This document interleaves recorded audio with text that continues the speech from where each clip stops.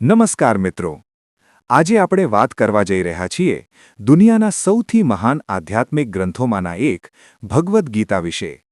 ઘણા લોકો આ ગ્રંથને માત્ર ધાર્મિક પુસ્તક માને છે, પરંતુ સાચી વાત એ છે કે ભગવદ્ ગીતા જીવન જીવવાની કળા શીખવે છે.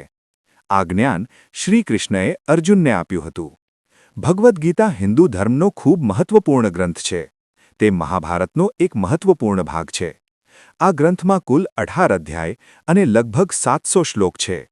આ બધા શ્લોકોમાં જીવનનું ઊંડું જ્ઞાન, ધર્મ, કર્મ અને ભક્તિ વિશે સમજાવવામાં આવ્યું છે. જ્યારે કુરુક્ષેત્રનું યુદ્ધ શરૂ થવાનું હતું, ત્યારે અર્જુન પોતાના સગા સંબંધીઓ સામે યુદ્ધ કરવા માટે સંકોચ અનુભવતો હતો. ત્યારે ભગવાન શ્રીકૃષ્ણએ અર્જુનને જીવનનું સત્ય સમજાવ્યું અને તેને પોતાના કર્તવ્ય માટે પ્રેરણા આપી. 1. કર્મયોગ.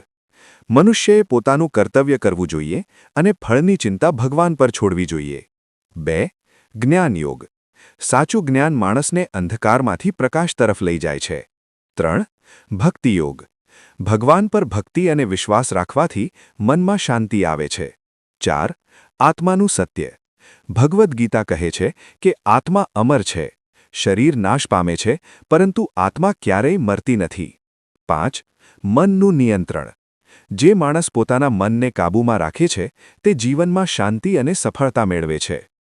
ભગવદ્ ગીતા માણસને શીખવે છે કે જીવનમાં મુશ્કેલીઓ આવવી સ્વાભાવિક છે, પરંતુ સત્ય અને ધર્મના માર્ગે ચાલનાર માણસ અંતે સફળતા જરૂર મેળવે છે.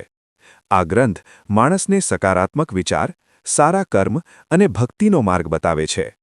આજના સમયમાં પણ ભગવદ્ ગીતા લાખો લોકો માટે પ્રેરણા અને માર્ગદર્શનનો સ્ત્રોત છે.